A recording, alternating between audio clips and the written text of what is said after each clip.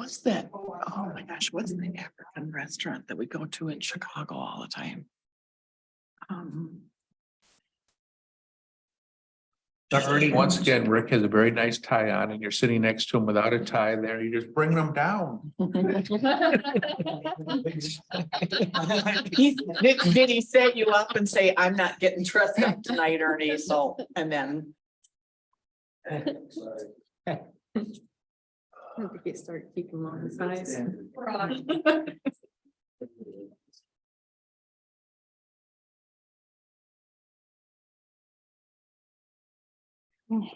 People sit back there and they can't get any, they don't get credit for being at the meeting.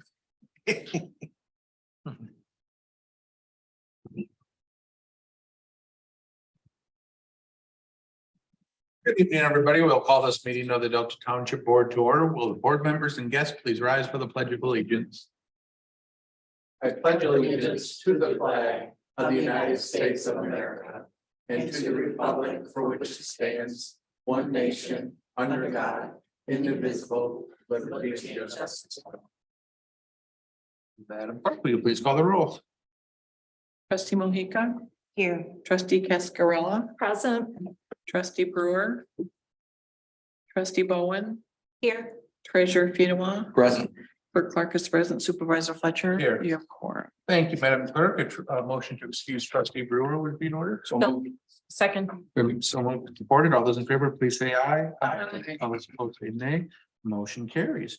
We'll begin the meeting tonight with a special presentation, our annual audit report. We have Jeffrey Staley from Manor Starrison here to present the findings of our audit.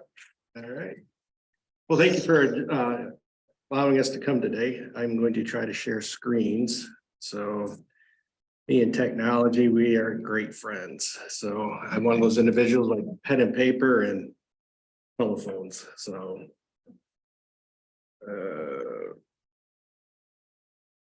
there we go.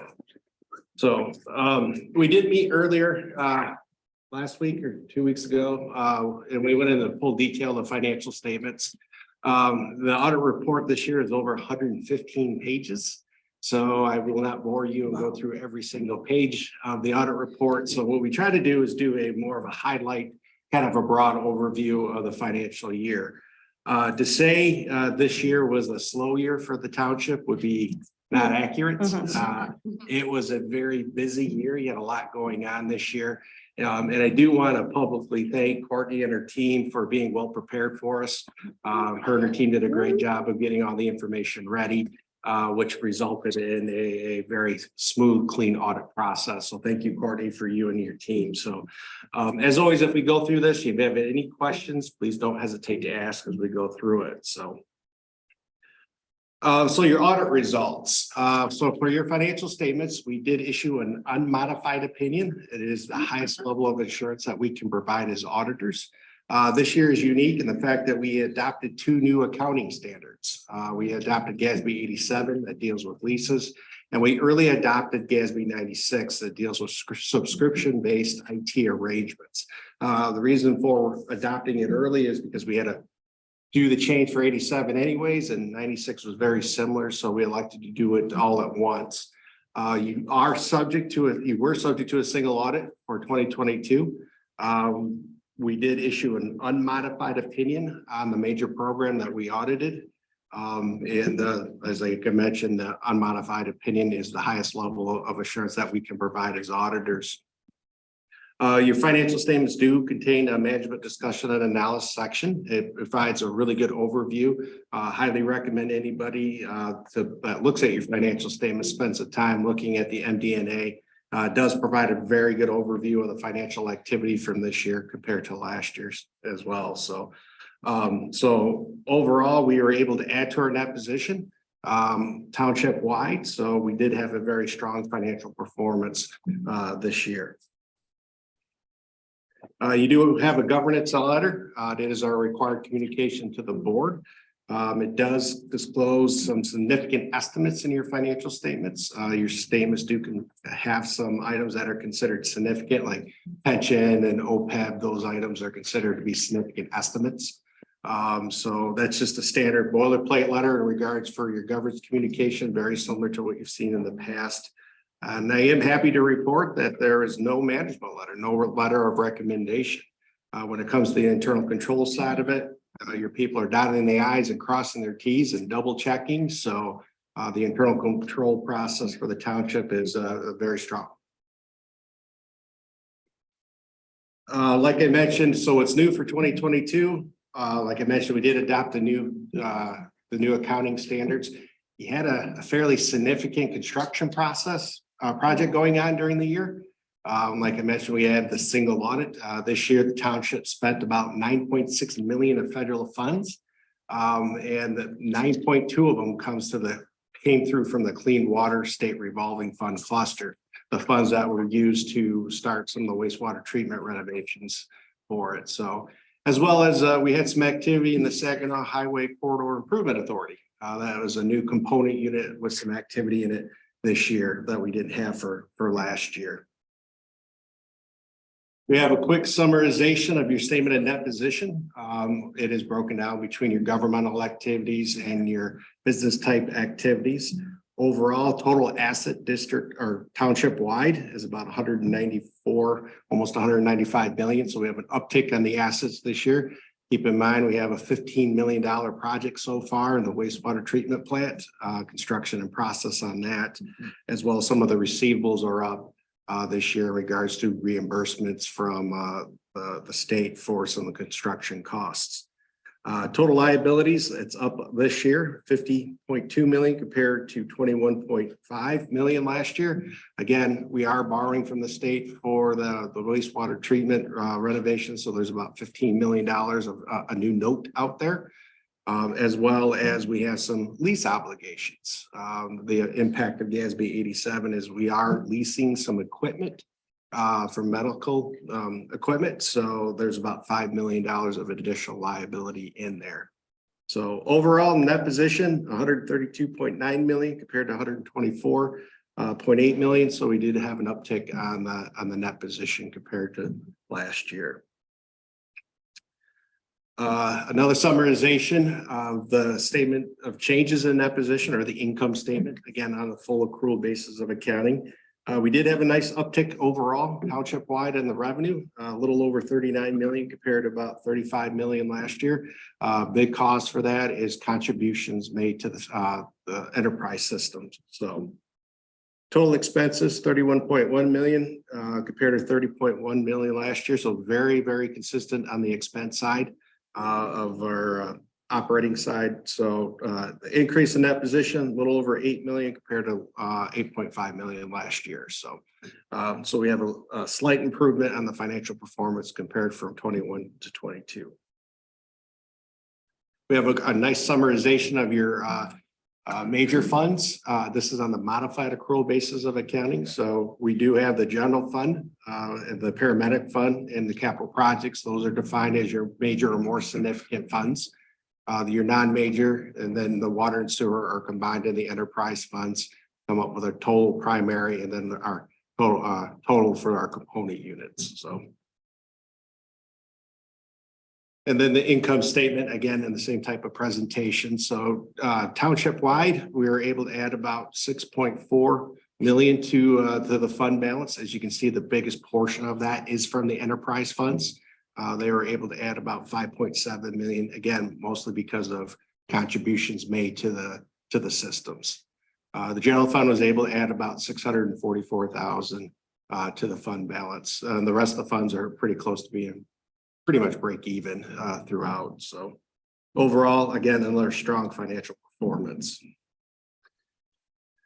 The budget comparison for the general fund, the main driver for your decisions, your final budget, you anticipate using up about 1.5 million of fund balance. But like I mentioned, we added about 644,000. So you have a positive variance of about $2.1 million. So the revenues came in better than we anticipated, and we saved on the expenses because of some projects that were anticipated to be started. We didn't start during the year. So. But overall, very good job of the budgeting processes and staying well within the budget range. We have a nice 5-year trend of your general fund. So you can kind of see how the progression of your general fund is from year to year. So like I mentioned, this year, we were able to add a little bit to the fund balance for the general fund.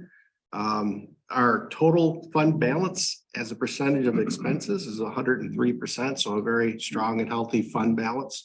Our unassigned percentage, or the unearmarked for any particular project, basically the amount of money that's left over is about 43.5%. So again, overall, still a very healthy fund balance. We do try to provide a key performance indicator in regards to the pension, because everybody's pension is funded a little bit different. The township is funded about 79%. What we ended up doing is comparing that to the rest of the state of Michigan for just townships. And their average is about 81.34%. So we're a little bit behind on the funding status across the state. One thing I do want to have you keep in mind, this is reported as of December 2021. That was the most complete information period that we did have. So the 2022 activity had not been reported through pension yet. We have the same type of analysis for the OPEB or the retiree health obligation. The township is funded at 83.5%. Overall very healthy in regards to the funding of the retiree health obligation. Statewide is only about 54%. So you're significantly more funded in regards to the statewide average for the retiree health obligation. So we're reporting the OPEB numbers as of December 22, because that was our most recent actuary valuation. The state averages is on 2021, again, because of the timing of trying to capture the information. We do have a nice pie chart to kind of show you, what's our revenue sources. As you can probably imagine, property taxes makes up the biggest source of revenue for the township, for the general fund. And the state's sources makes up the second portion of it. So that's about 70% of your funding comes from the state or property taxes. We do have a nice, again, pie chart, bar chart, kind of showing our revenue sources and how they fluctuate from year to year. As you could probably imagine, property taxes still consumes the biggest portion of your revenue source. Another pie chart on the expenses. Your number one expense is public safety. So you spent over 55% of your budget in regards to your general expenses on public safety. So as we look for next, compare from last year and the 5-year trend, still the same. Public safety has been by far your largest expenditure for the township. Your notes to your financial statements, we kind of just highlighted some more of your significant notes. Note 1, it does list all of our significant accounting policies as well as the millage rate for the township. Note number 3 does outline the capital assets this year, and you can see some of the significant changes, especially in the business type activities. We had 19.7 million of new capital assets this year, which 18 million of that relates to the wastewater treatment or construction and process for 2022. Note number 5, you did see some changes in there in regards to the debt outstanding because of the note that we did take from the state of Michigan for the financing of the wastewater treatment as well as the lease payable relating to the equipment. And as always, note 6 and 7, that's where it's the pension and the retiree health obligation footnotes are. Like I mentioned, you were subject to the single audit this year. We did issue a report on your internal controls over financial reporting. So if we noted any significant deficiencies or material weaknesses in your internal control process, it would show up in the report on internal control over financial reporting. Happy to report we did not identify any material weaknesses or significant deficiencies in your internal control process. And like I mentioned, we had your federal award program. We did audit the Clean Water State Revolving Fund Cluster. That is a mouthful. We did audit that this year, and we did issue a unmodified opinion or a clean report on that. And we did not identify any material weaknesses or significant deficiencies over the compliance of your federal award. So overall did a very solid job. The team works hard for you to dot the i's and cross the t's. So, and overall, we think the audit process went extremely smooth. We got the report filed with the state of Michigan already, and as well with the federal government in regards to the federal award. So all the filing requirements have been taken care of. Any questions? Andrea, then Dennis. I had just a couple quick questions. The first on the unassigned fund balance. Mhm. I think that was, if I recall what you said correctly, it was somewhere around 48%. 43%. 43, sorry, Yep. thank you.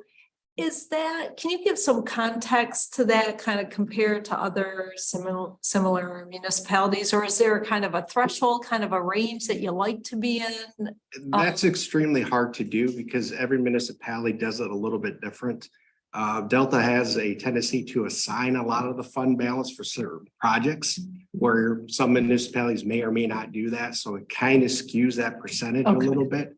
Because if you kind of look through the audit report, you do see a lot of items that you've been assigned for, you know, whether it be for roads or whether it be for retiree health. Not a lot of municipalities do that. So when you try to compare one to the other, you really kind of got to see the detail to see kind of what those categories are made up of. I'm assuming then if we're doing a lot of assigned fund balance intentionally as kind of our planning and commitment to those purposes, having that 43% is pretty healthy then, given that. Okay. My other question was just around the public safety expenditures and the portion of our budget. Again, wondering if you can provide any context. Is that fairly typical? Are we on the high end? And I'm sure there's a lot of variation there, but any context you can share on that front. Typically for municipalities, you know, especially on your size, public safety is by and large typically the largest purchase or largest expense line item. We did have an uptick this year compared to last year because of the treatment of GASB 87 and the leased equipment for it. But by and large, you usually see public safety is by far the largest expense. So we're not unique. In Yeah, that you're not regard. unique on that. In regards to your percentage compared to others, I would have to do a little bit more research and be able to pull some of those documentation. So. I appreciate that. Thank you. Yes. Yeah, Jeffrey, I forgot to ask this question, the other meeting we had. Any additional GASB things that are on the horizon that are going to affect local municipal governments and their auditing requirements? There is a project, they're looking to redo the financial statements. But that's going to be 2 or 3 years down the road. There's nothing in the immediate future that will affect some of the financial reporting. All right, and we look forward to that in 2 to 3 years. Any other questions? from Anybody? Seeing none? Oh, great. Well, thank you. Appreciate you coming in tonight. Thank you. Thank you. And congratulations, Courtney, Brian, and everybody else involved in overseeing the finances of the township. Once again, you're doing a great job. Got the agenda before us. Any additions or deletions? If not, a motion to approve. Andrea, I move to approve the agenda as presented. is there support? Support. There is support. All those in favor, please say aye. Aye. All those opposed say nay. Motion carries. Under communications, we have a couple updates on the water resource recovery facility and the LTM-3 construction for your review. Now we're up to public comments. Anybody here this evening would like to speak? Now is the opportunity to come up to the podium, 3 minutes. State your name and address for the record. Hello, my name is Alana Chris. My address is 6221 Delta River Drive, Lansing, Michigan, 48906. I am here as a reminder today. I look out across the street and there is the antithesis to community activity. I noticed the public safety increase that may or may not have been necessary. It sounds like there's some regulation, but what I did notice is the culture and recreation decreased significantly, especially subsequent years since 2018. And I'm going to go play soccer here and culture and recreation depends on our public parks. Our public parks for conservation also depend on increasing water and soil quality. And what I witnessed yesterday was the convenience of the single private individual that this board voted to give a majority and the heart and soul of our conservation park in Hawk Meadow Park over to the industrial farmer. The winds were so high, you could literally see dust bowl-like effect.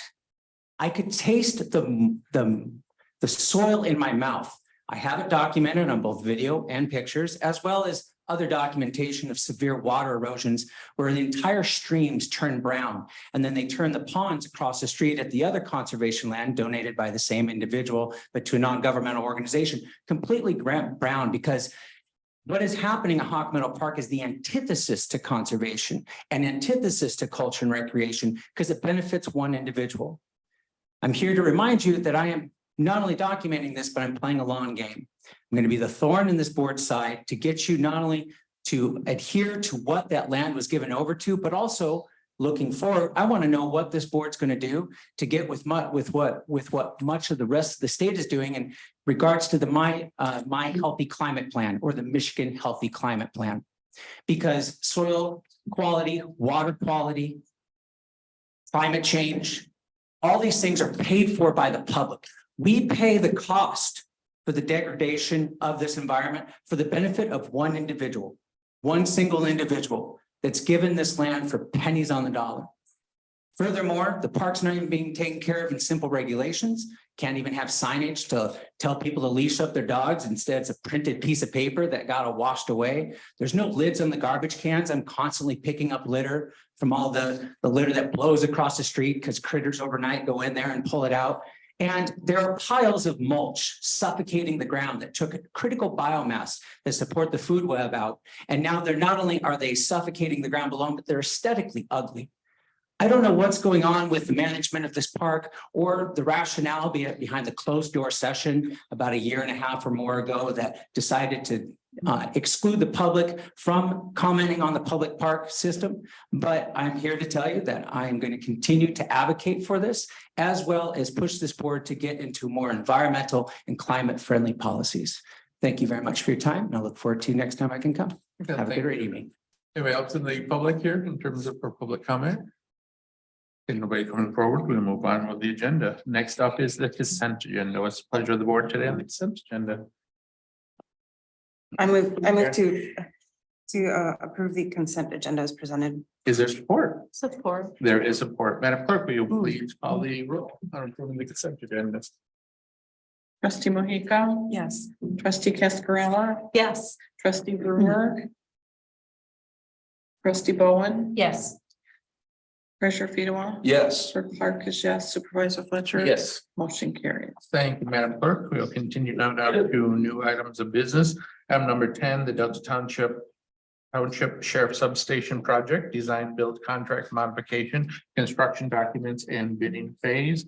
And the Engineering Department moves that we approve the contract modification with Chrisman for an amount not to exceed $479,800. Did you have anything you wanted to say, Ernie, or are there any questions, or are people ready for a motion? Ready? Okay, motion would be good. I move that the township board approve the proposed contract modification with the Chrisman Company for the purpose of providing design, development, architectural, engineering, and construction management services through construction documents and bidding phases for the Delta Township Sheriff Substation Project at a cost not to exceed $479,800. Further, the township manager is hereby authorized to sign and execute an agreement for said services on behalf of Delta Township. Is there support? Support. There is support. Any discussion? See none, all those in favor, please say aye. Aye. All those opposed say nay. Motion carries. Managers report. Brian, what do you have for us this evening? Thank you, Mr. Supervisor. A few things. I did hand out a list of our kind of a tenant change list. This is something that Peter puts together now for us. And I believe trustee Brewer had asked in the past if we could have a list of some economic development changes. So I can provide this from time to time, but just gives you an update on some of the existing projects and various stages that they're in. So if you have any questions, feel free to give myself a call. You may notice on there Baskin Robbins, there's a grand opening scheduled for Wednesday, May 31st at 11 a.m. So people are excited about that, not quite as excited as they are about Olive Garden, but so be it. Mr. Supervisor, you gave credit to the accounting office. So just say, as always, I appreciate Courtney's staff because they do a lot of work during that week of field work, but to all of our directors and employees throughout the year in terms of doing their invoices and dotting their i's and crossing their t's, it does lead to easier audit every year. So I appreciate everybody throughout the township and their efforts with that. Just a quick note, Music in the Park starts tomorrow night at Sharp Park. There's Global Village on the big stage with Taylor opening and Jay's Dogs food trucks there from 6 to 9. So if you get a chance to check that out. Also, I passed out a Juneteenth brochure. So these are our Juneteenth events. I appreciate Mary Werland's work as well as Rebecca Campbell from our library in terms of putting that brochure together, which we passed on to the regional Juneteenth committee for them to share. And we will also be helping to highlight some of their regional events as well. And this is the township events are really a partnership between Delta Township, our Economic Development Corporation, the district library. So I think those will be nice additions to the regional Juneteenth event and very important. Also wanted to, I don't know if everybody had a chance to watch the marketing video for our Parks Department for the lining of the fields in Mount Hope Park and the soccer video, but if you get a chance, I thought it was very nicely done. Mary Werland, of course, very talented with the video stuff, but Dave Marquette also helped with the drone work, and of course Marcus and his staff who lined the fields, and there's the board support for purchasing that robot, which has really saved a lot of staff hours from having to do that many fields by hand, which is a painstaking process. So if you watch that video, you can see how advantageous that is to have and how it adds to our program. So I appreciate that. Last but not least, I just wanted to introduce our new staff person in our office. Monique Allen joins us. So she has returned for her second week. So it's our new department assistant. Yeah. So it's been a little bit of a rough start because her and Mary have been stationed down in the building department. So they're not at home in the home digs yet because we're getting prepared for administrative office project, but we are trying to introduce Monique to a couple different departments that can also assist in addition to ours. And I don't know if you want to come up and just introduce yourself, Monique. No, sure, put her on the spot. Yeah. I wasn't really prepared for that, but. Sorry. Put on the spot. Hi, I'm Monique Allen. I come from IT Right. I live over in East Lansing, so really close. And I'm just really looking forward to getting to know everyone here and more about Delta Township. Thank you. Welcome. Thanks. Yes, so we're very happy to have Monique on board. And that's all I have, Mr. Supervisor, but happy to answer any questions of the board. Sure. I think as part of Delta Rocks, we should have a competition between the robot and Marcus to see who could faster mark the field and who could have the straightest lines. Any questions? The robot will eventually run out of paint, so depending on how Marcus couldn't catch up. Yeah. I will say that Dan Brush told me it took the time, it took him all day to line all those fields, and it only takes the robot 90 minutes to do the entire complex. So that's significant. Plus he can do other stuff while the robot's going, so. That's significant time savings. Yeah, that's pretty cool. Thanks, Brian. We move to the committee of the whole agenda. First up is just on the manager's evaluation process. I wasn't gonna be here tonight, wanted us to postpone that, and that's fine. So our next meeting will be June 5th. If that works for everybody, we'll just do the evaluation at that day. As far as when to turn in your form, we probably don't, is the 26th good? No, there's no need to do it by Friday since we got it anyway. So turn in by Friday, the 26th, and then that gives Mary a week to prepare them and combine them to before the 5th when we meet, if that works for everybody. Okay, now we're down to the accounting annual report. Courtney, you're up.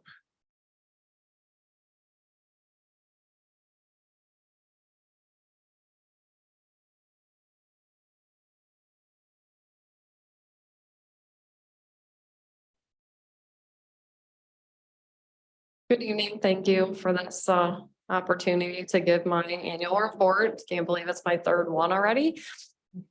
I do echo what Supervisor Fletcher, Jeff, and Brian all said, which was that, the audit results are great, and that is the result of everybody's teamwork, because if everyone doesn't act as a good steward of township funds, then makes things a lot more difficult. So usually just run through a few interesting things. If you guys have any questions, please feel free. General fund property tax revenue over the past few years, we did see a 6% increase between 2022 and 2023. We do expect it'll be at least 5%. That's without any new growth taken into account for 2024 because of the inflation multiplier. So it's been steady. Other tax related revenue are 425 agreements. This is the money that we received from the supplier 425 agreements with Lansing, and then also the funds we received from the GM Delta plant. So it did reduce some in 2022 because they had a tax tribunal case that they settled with the city of Lansing. So we had to pay a refund for the previous year, plus it's a little bit less moving forward. So we don't really have any involvement in that. We just found out when we get the bill that we owed money back to them. We do also receive income tax off of the supplier parcels. Which supplier was it? No, the tax tribunal was GM. GM, The GM okay. proper, yep, and then we also receive income Gotcha. tax from the suppliers. Just as a side note, in the new extension of the 425, we will be involved in any tax tribunal for the GM or Altium properties, if there is one. They have to actually tell us. And the majority of the revenue that will come from Altium is income tax, not property tax for at least 17 years. Building permit fee revenue did increase pretty significantly, but Altium is really the reason for that. And we are engaging, as the board approved, a consultant to help with the review. So the large permit fees help to offset that need for specialized review. I saw the plans for the fire suppression system only, and they were like that thick around. It was unbelievable. So state revenue sharing continues to be a big source of income. Had about $3.7 million from that in 2022. General fund interest income is something that has decreased. This is the fair value of the investments, which means if we sold them all on December 31st, 2022, what would they be worth? We don't actually sell them until they mature. So this isn't a cash loss. It's just a fair value loss. And I have a slide coming up with a little bit of additional information that shows the end of the year and then where we're at today. General fund operating expense, as we've talked about in the budget process, continues to increase. So as you can see, broke the 18 million mark in 2023. Fortunately, because of the public safety millage, that will help us to be able to deal with these increases a lot better than if we did not have that millage. This was the slide that should have been 2 slides ago, but so this was the December 31st year-end investment balance. So the total investments the township had was $58 million. Like I said, we lost about, the fair value loss was about $378,000 as of the end of the year, but we did make that back. So now the fair value as of March 31st was up $790,000. So it really does fluctuate. And it has been positive in 2023 so far. This does have a higher balance of 64 million, and a lot of that is attributable to the fact that Altium paid us $8 million right at the beginning of the year for their portion of the construction project. Courtney, what's the duration? What's the longest duration of any one of those? Nothing is over 10 years. Okay. So it's laddered. But Would you nothing say over- the majority of it is short term? I don't know. I'm trying to picture so probably the majority is 3 to 5 years. 2 to 3. I think I have our average I can send, I think, but they are shorter maturity right now because that's how the investment advisor has been doing that, because you're not going to buy, she's not buying as much long term. Yeah. And a lot of this is in our short term. I mean, you can see, so anything in Chase that's completely liquid, that's just in the bank. The Michigan class is the short term, very short term. That's, you can cash that out every day. It doesn't really have a fair value besides its actual value. That's where the Altium money is. That's why that's a little higher than normal. And then the Insight investments at the bottom is more the longer term investments. Thank you. The Corridor Improvement Authority, as Jeff mentioned, was a new thing this year. They do have the ability to spend money now. So we, in tax year 2022, brought in $184,000 that they can spend in fiscal year 2023. We estimate that they'll bring in $236,000 next year. The TIF plan estimated capture was $580,000. So you can see the result of the project not moving forward as quickly as anyone would have hoped. Courtney, these are individual numbers. They're not cumulative, right? No, these are individual. Okay, Mhm. so by 2023, it'd actually be more than the estimated 584 that would be available. Well, so there would have been had that played out. Yeah. So the 584 is what would have been if everything was built out the way that they thought it would have been built out in 2023. So basically after 2022, I think they budgeted to spend about $75,000. So it would be the 236 plus 75 would be left if they didn't spend any money in 24. But these are just standalone year numbers. They're not cumulative. Right. Okay, I can follow up with you on more detail on that. Thank you. Yep. Water sewer, these are our top 5 users. The only difference from last year is Cintas is 5th and Norplus is 4th, and last year was the opposite. But you can see consumption, it did go back up a little bit. GM was not in production like they normally would be with weekend usage and overtime. But you can see, I mean, the 2016, ever since then, that was really the peak, and it's fallen. So that is something that we have to keep an eye on when we're estimating for the future. Expenditures on our major projects. So we have the Sorry. waste. Oh, sorry. Courtney, Yeah. can I ask a question on the last slide on water sewer? Do you have a sense of the breakdown of, with that decline and now it's a little more leveled off? Is that primarily with water or with sewer, or kind of equally both? I would say it's probably water, because when you have the sewer stays pretty consistent because of the summer sewer max credit. So it's really the fluctuations, I would say, would tend to be more water driven, because you might have a really hot summer where you're using a lot more water. Okay. And it has been a while since we've had one of those.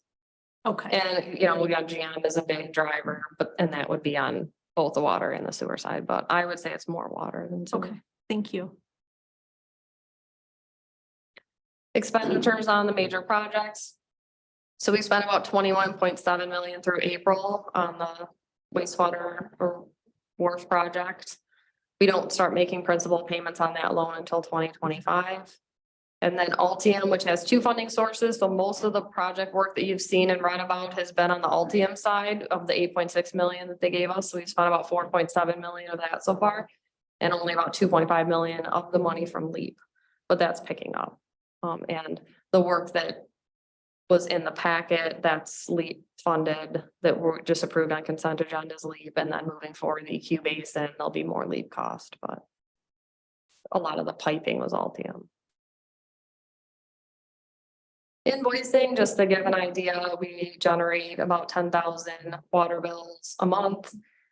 We do have 33% of those paid by ACH, which is very nice.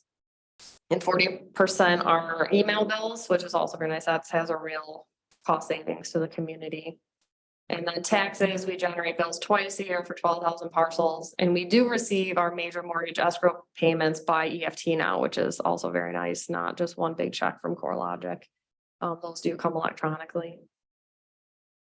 And I included this just as I thought it was interesting. Total payments made to the township was $113 million. So when Jeff talks about dotting the i's and crossing the t's and balancing things to the penny, this is how much money we're dealing with. So still 58% of that is check.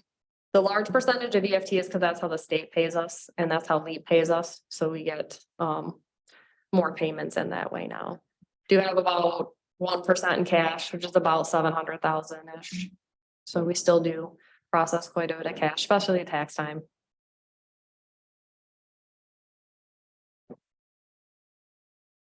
Collection rates, same collection rate as 2021, so 98.4% in taxes. And then our value of outstanding water bills is very, very low. So we do work with people and payment arrangement options, but we're very fortunate that we don't have a large amount of delinquency. We do have 2 homeowner assistance programs that have been very helpful.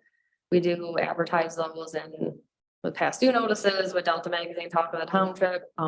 And they have been, I know that the my half has been also very helpful at the county level. A lot of counties have gotten $5, $10, $15 million in back tax payments through that program because they will pay basically anything that keeps you in your house up to 25, I think it's $25,000 a house. So, and that one is just anyone that meets income criteria that had some sort of financial distress due to COVID. So both of these programs are still taking applicants, so we're still sending out the information, but it's been a really good way to help people get caught up. And we do get money from other places as well, like Catholic Social Services just paid a bill for somebody. So we do see some other ones, but these are the 2 main programs we advertise. Courtney, I assume that these, payments that are in arrears are basically all residential? Or are there any commercial? Yeah, actually, we have very little commercial arrearage. So even with bankruptcies, they're pretty up to date on their utilities. Yeah, so even with bankruptcies, yeah, so the only bankruptcy really that had any sort of balance, and I think it was in the hundreds. Every time I hit my mouse, it's messing with the slides. Sorry. Was Regal Cinema. They had maybe $500 that had to be waived because of their bankruptcy, but nothing's, substantial. So no, fortunately, it's pretty occasional. And usually once we put our kind of last step before shut off is a hang tag to say, hey, we've been here, we're coming here, like you need to call us. And usually that takes care of any commercial that's left right away and the majority of the residents. Thanks.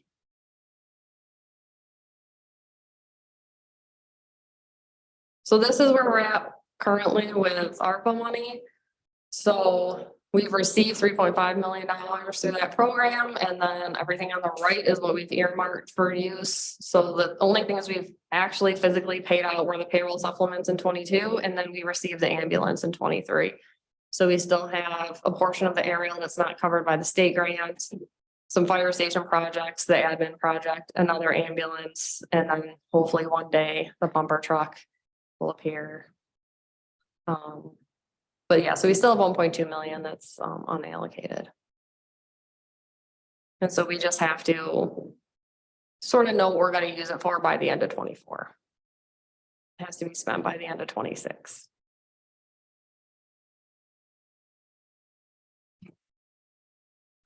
Courtney, can that be used, the funds unallocated for either public safety program, or is it limited to our fire?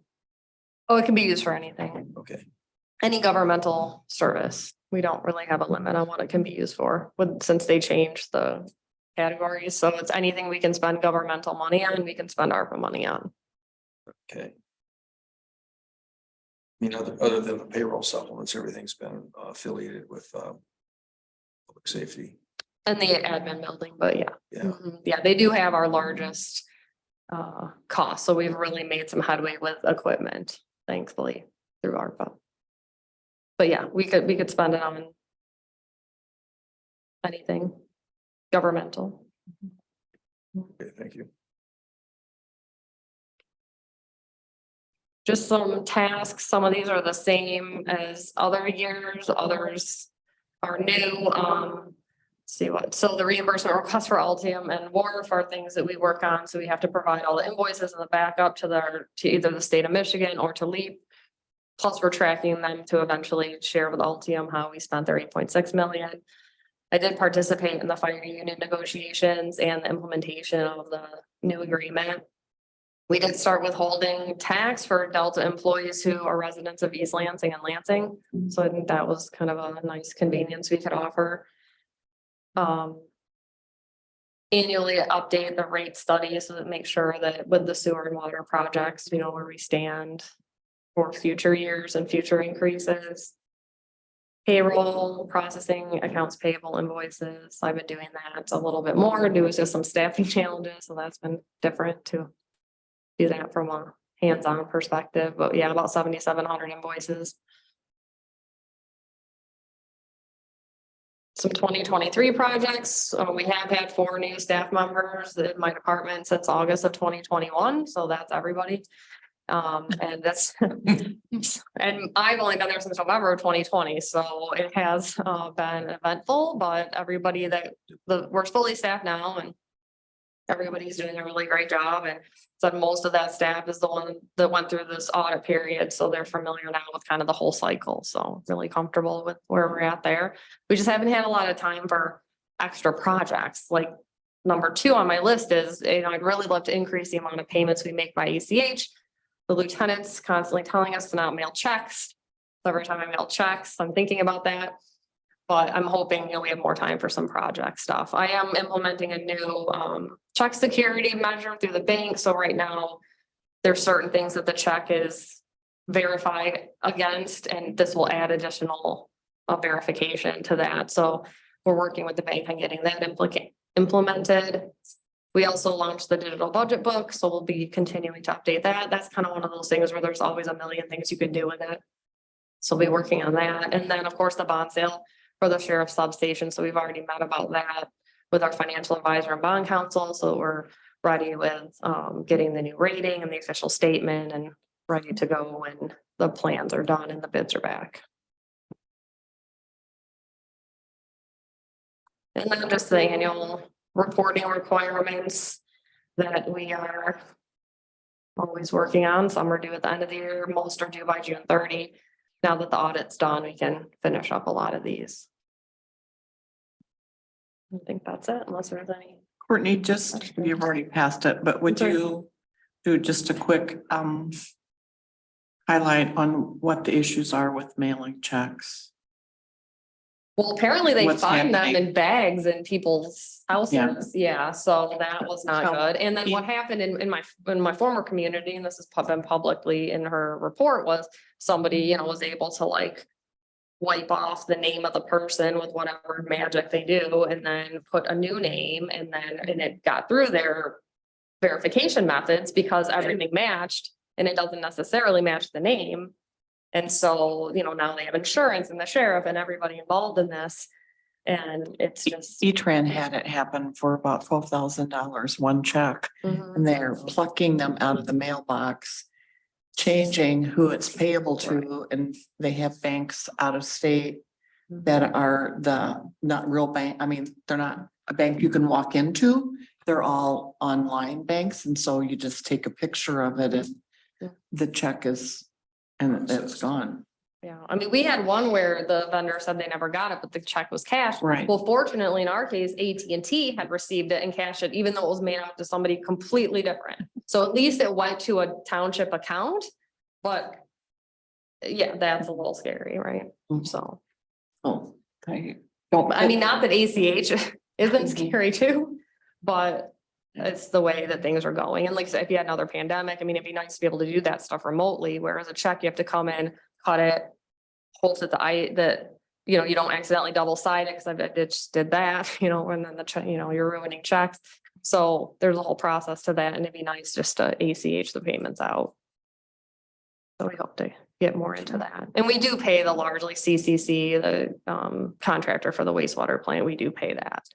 ACH, we don't cut $3 million checks.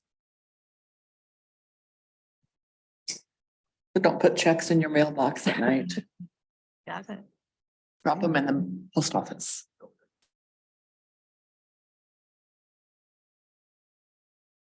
Just had a quick question. How long does it take, how long did the audit process take? So that's a good question. So the auditors were here for a week and it was a new team.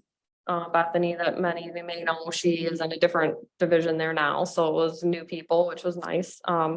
So they were here for a week and then it did take a little bit and then they kind of take everything and compile all the documentation. It took a little, normally we'd be doing this in April, but all the leasing, the 12 pages of leasing additions to the document took a little bit longer for them to run through their system. So they're really only here about a week of them physically going through everything and sitting in the conference room and asking questions. Wow. Thank you. And then we, do everything to prepare, which I'm not even sure how long that Right. would all take, but we start working on 365 that. days. Yeah. Right. Right, well, that's true. I mean, the more that you do throughout the year, the less you have to do to prepare, but you have certain schedules and things that you do. So we start working on those like mid-November. Yeah, that's what I was saying. Okay. Thank you. Because they come February 15th, which is extremely close to the end of the fiscal year. So we only really have 6 weeks to wrap up everything before they come. Apparently Jeff liked that, so we still do it. It is nice when it's over. It's nice when it's over. That's a lot. Thank you. Yeah. Right, you get the rush of everybody else. Correct. Yeah. And everything's filed in plenty of time, which is very nice. Any other questions? Great, thanks, Courtney. Yeah, thank you. Marcus, you're up for the annual parks report. All right, let's see if I can get us there.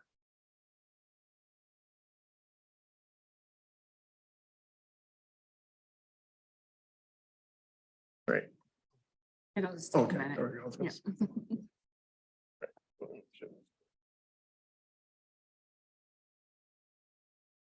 Did you turn it on the side? I did. Oh, there we go. Oh, see, now it's gonna. Don't want to shut up. Well, thank you all for the opportunity to come and share our annual report from the Parks Department. I was a little hesitant following the audit and Courtney's report, but seeing how well we're doing financially, I might have a couple requests by the end of my report here. This is a very lengthy, in terms of number of slides, probably the longest I've ever done there, but I know how much you guys love the information and numbers, so I had to make sure that I included it all. So it looks like I have about 2 hours to go, so I'll try to get through it. Just remember, I have a gavel. I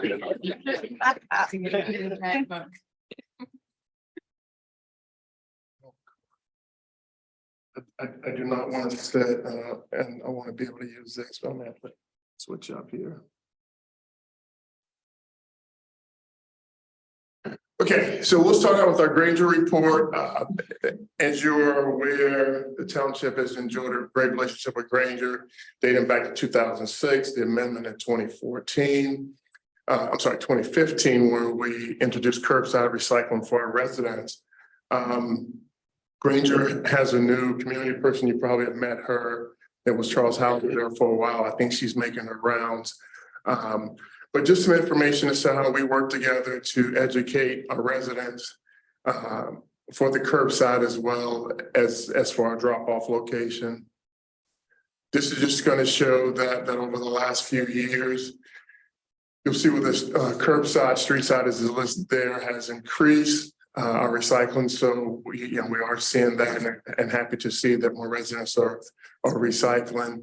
And then also, okay, I thought that was my computer. No, it's gone. Also, where even the drop off, the recycling center still shows an increase, getting back to the 2019 numbers. You can see where, it dropped for a couple of years. I think that was during COVID time. So I think that affected some of the drop off locations, but it is increasing because we made a decision years ago to increase the hours by 2 hours a week at the recycling center. But then once we introduced the curbside, we thought that the drop-off location would decrease, but as you can see, there has some over the years, but it's still pretty steady. And I know it's not listed here, but Granger lists, and you have to keep in mind, companies, organizations like Granger are very, very guarded of their numbers. It's just something industry-wide, but last I checked, in 2021, we had about 65% of eligible households that were doing the curbside recycling. And this is the way they break it down in terms of just what recycling means to our environment and so on. Some of the numbers, other than the Granger recyclables or some other things that we do at our location, you can see here, we're pretty much over the last couple of years, things have declined in terms of, except for the ink cartridges, go figure, as what we're taking on, and that's in total tons here. And the grass and leaves, as you know, kind of hit or miss depending on how the year's going, how the seasons are falling and when leaves fall and so on. What did we throw away? Where? The scrap metal. So we've had a lot of stuff come in. That's The good. scrap metal, Yeah. yeah, and that's brought in by residents. I mean, that's not one of the ones, we do have electronics listed up there, and that's where we charge, with the scrap metal is pretty much brought in as residents or cleaning or what have you. One of the things that you guys are aware of, we're taking on the invasive species challenges that everyone's faced, and this is just a list of the folks who we're working with, because as you'll see in my report, some of the challenges that we face is quite often there aren't proven ways to deal with them. So a lot of folks are experimenting and trying to see what works. This is an example of something we tried this year to monitor and then certainly take off and see how it does for a particular area. We sprayed a couple areas to experiment there as well. But again, the challenges are, as long as the Grand River continues to flow and flood, we're going to continue to see things downstream. And if you go on the Grand River, as far as you go, you're going to see some of the same challenges. And then, the second challenge listed there, just in terms of how you have to try to deal with things, you have to have the temperatures 50 and up, a certain time of year that you can get it done and so on. The uncertainty of how to address, we're still learning, just like with the groups we're working with, making folks aware, and then, certainly not being able to totally eradicate it. This slide shows some of the relationship work that we've done with those entities that I listed earlier, where we're doing, just doing as much research and visiting and learning as much as we can, pre-treatment and post-treatments. And then there's, just a little statement there from Michigan State as to how they have recommended. I touched on those in the previous slide, but some of the pieces that we're doing. And then as we start to do a little bit, we are educating, with some signage as to what we're doing and trying to teach folks what needs to be done to try to help along the way. This was from our Arbor Day celebration and Wildflower Walk, when we had a Cub Scout pack, plant 30 native trees. Eaton County Conservation District is really getting involved in trying to hold these individual type of events in parks across the county and certainly use us for this first one because of the working relationship. They will continue to lead, but also continue to lead us as we work to try to identify and find ways to address these across the county. Marcus, there's a new, you're aware, a new Eaton County Conservation. Phyllis replaced, yes. My question is, if we mapped out in our parks and the invasive species? Grand Woods is our biggest focus and where we have the most, and we pretty much have that identified almost everywhere, but certainly challenges across the other parks. No, we do not. Doesn't seem to be as big of a challenge in some of the other parks. We get reports annually, for example, at Hunters from residents that claim they see this, and we send it off to MSU. We've done this for the last 4 or 5 years, trying to identify different things and it have not been invasive species, but we're just working to identify and we face the same challenges that a lot of our residents walk and, we think we see something, but, we send it off to get it tested or send pictures and they can immediately identify and tell us that it's not invasive or something like that. So are you also including all township property in that area of responsibility or just under the Parks Department? Just the parks. So is it safe to say that it could be under the Water Department, that there could be invasive species that we're not even aware of?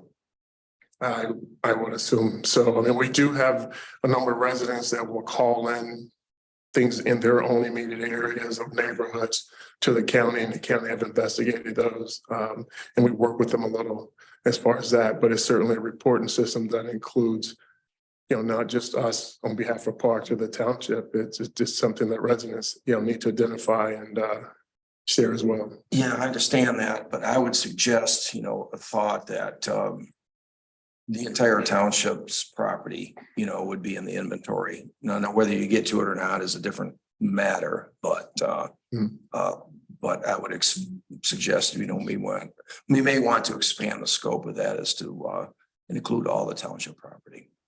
Okay. And I'm not sure how much our noxious weed folks work with this. I don't talk to them on a regular basis as it comes, but there've been a few times where we've gotten them involved when we've identified, things in other locations.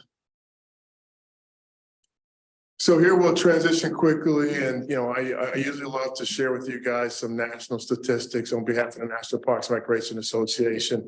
Here's just showing the importance of parks as we all know, and then some of the economic activity related to the staffing of parks and in terms of what it takes, the value added, and so on. I shared Michigan and the bordering states. So just give you an idea. Like Michigan has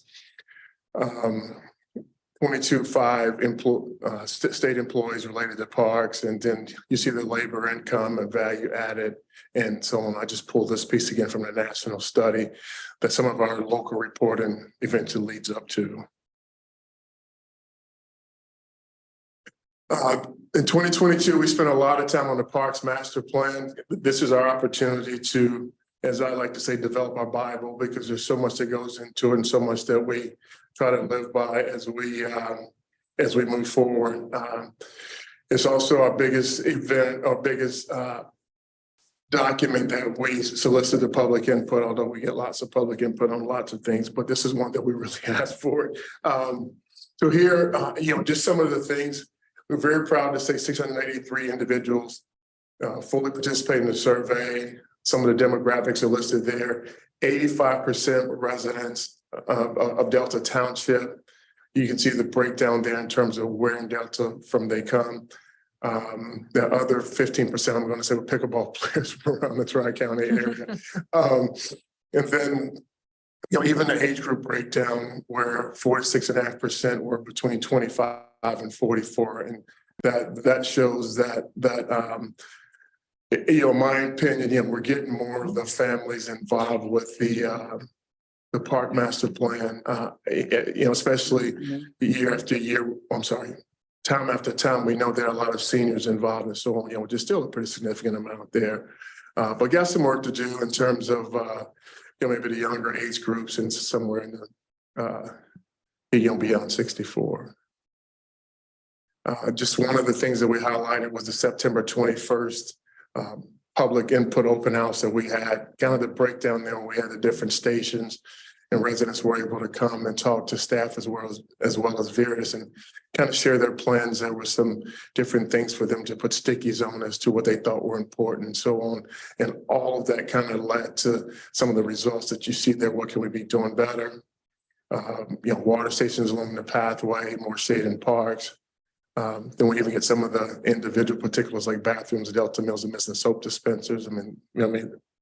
Things like that happen at the time, and that's what is on people's minds and so on. But we take all of the, certainly all of the information that's shared with us and try to address. One of the things that we're really starting to focus a little more on is our playground equipment. You'll see some of that throughout these what should be added and what could be better.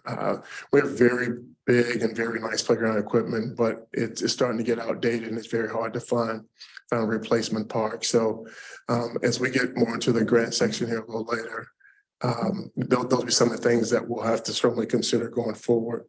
And then what is the township doing well? A lot of comments about our pathways, a lot of comments about Mount Hope being well maintained, a couple other parks that are listed has been well maintained. And love Mount Hope Park, great family activities. And keep in mind, year after year, we're trying to find ways, and you'll see more in just a minute, that we can even do more at whether Sharp Park or Mount Hope Park. We, quite often get questions, well, why don't you do this at Sharp? Why don't you do this at Mount Hope? We try to find a balance so that we're balancing our activities out all over the township. Just some of the goals and objectives that came from the Parks Master Plan. We'll touch on the first one: enhance existing recreation facilities to provide a high quality, accessible, and safe recreational experience at all current township parks and facilities. And I think I just touched on that. We're really trying to improve, maintain, upgrade, develop, you name it, as it relates to all the parks. And you'll see as we get into the grant information how we're working around, really trying to make sure that we're reaching into each park and trying to address some of the needs. And I won't read all the goals. I know you guys have probably read the Parks Master Plan as many times as I have. We're starting to get into diversity of recreation facilities. Again, another challenge for us going forward. We want to make everything more accessible, and then there's so many responses from folks as to what's accessible. We're starting to see things like adult swings, handicap swings, kids swing. So it's just those type of things that we're working on. Some of the other pieces, as you may have seen in the previous slides, a lot of questions, concerns about the enrichment center, more indoor recreation, and then year-round recreation too, which obviously means more indoor opportunities for us to do. And then Goal 4 talks about community collaborations. You hear more of that just in the coming slides, but we do work with area schools, as you know, the Waverly agreement on the pool. We work with other municipalities in terms of working together where it's providing programs that will compete against each other in terms of if we only have a few teams versus a few teams there. We work very closely with a lot of community organizations. The Waverly Soccer Club just recently taken over by Rush Soccer. So we're trying to find ways to make sure our Waverly kids have a chance to play on fields like we have at Mount Hope and so on. Non-motorized is certainly big throughout the Parks Master Plan, as it should be. And, we got a lot of kudos for working to connect our parks. We all know the projects that are coming. We all know the non-motorized opportunities, within the parks in terms of some of the grants that we still have outstanding that we're working on. And then the future, even the bigger grants that we're working on with the entire township in terms of connecting parks, getting over bridges and installing pathways and so on. So our residents told us a lot of that, and we feel really good that we have addressed it in the past, but we're still planning strategically to continue to address that. Acquired properties, was one that popped up a lot. It kind of surprised me, to be honest. A lot of feedback on long range needs and acquiring property and things like that. Like I said, it did. As with the previous slides, there was a lot of talk about Players Club, better marketed, what are you going to do there? And then we end up finding things like this where they said, get more land, get more land, get more land. So trying to find that balance there. We were very successful with a couple land acquisitions in 2020, which was the last time we wrote grants, and we're down to write more. But we're trying to be very strategic in the land that we acquire close to parks so we can expand pathways and things like that. Marcus, was the public input then focused on some certain parks or some areas of the township when they refer to land acquisition? No, most of the land acquisition comments came via the survey, not so much as the public input session that we had here. But, there was a lot of Just a general. pathway, yes. Okay. But it showed up a lot in the survey, enough for Veritas to, make that a part of a few of the goals, that were recommended to the Parks Commission and so on. So if those pathways it also included easements. I think that's what it meant in terms of acquiring, and developing and so on. It didn't specifically say acquire easement, it just said acquire land. Access. Right. Okay, thank you. Increasing community awareness of available park facilities programs through communication, promotion and branding and, certainly something, and I'm very thankful to Mayor Wallman and Dave Marquette for doing that video because that was an opportunity for us to showcase Mount Hope Park. I'm sometimes guilty. I don't showcase as much as I should. I'm really working on that because, there's so many times we just dig in and we just try to provide so much and we don't always stop to think that, hey, let's make sure that we're sharing this with the manager's office so it can be in this publication and that publication. But I do enjoy taking the pictures and sharing them, with you guys as part of this report. You look at this picture here, once the Moneyball 303 that we previously held at the Lansing Mall. We found a way to incorporate it in Mount Hope Park that worked very well as the mall parking lot was deteriorating and becoming unsafe. So, it's one of the things that we've been able to do through a collaboration, but also as Goal 8 says, promoting healthy and active lifestyles through park and recreation facilities and programs. Sustainable funding opportunities, you'll hear more about that as we get into the grants. Certainly funding out there, certainly funding that requires matching. There's some funding that may not, but we're always beating the ground to try to learn opportunities that we can write grants to, as I said before, to maintain our parks, to renovate our parks, to build new parks and so on. And then finally, I think number 10 is just on placemaking and public space development, where we continue to work on the feedback from the residents as ways that we can find to include placemaking. And we all know placemaking means many different things to many different people. And so we try to learn as much as to what the residents think placemaking is and try to find ways to incorporate that in everything that we do. Marcus, I have a Yes. question about that. Provide space for public art display. Is that something that would cost us anything, or do we just need to designate a spot somewhere? That's a great question, tough question. Because, and if I learn any answer, it's going to be a lot more expensive than probably my thinking. But I don't think it's as simple as just finding a wall to paint on.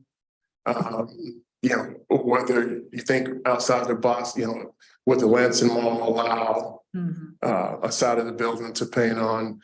We've done some things in the past where we've done some art in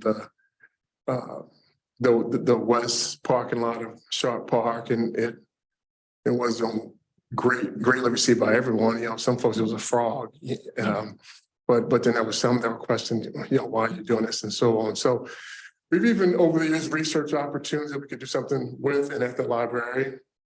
But I think for the most part, it's not going to be in anything cheap in terms of establishing something.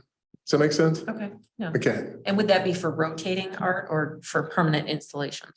We could go either way. I mean, I think as we work the township's plan, the strategic plan and so on, we'll look for any opportunity to incorporate. We do it annually at some of our events, and it's certainly kind of like one-time things or so on, but we haven't, other than the Rose Garden out here, and we haven't gotten into a lot of permanent type things. Okay, thank you.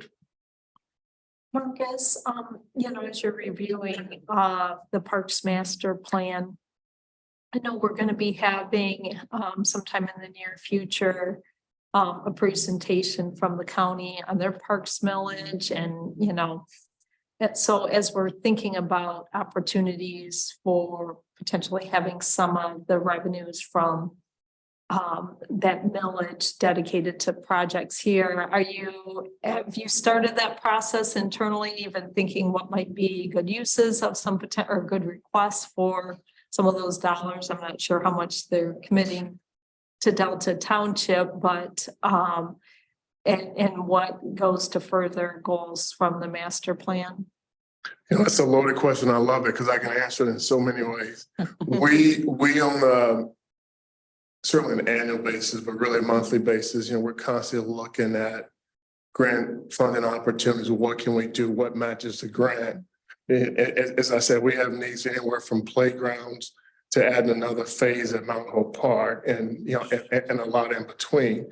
A lot of the county is what's going to be available. They are determining their process. Now, if you were to ask this parks director, I'm going to say, well, let's base it on number of residents and let's distribute it based on that.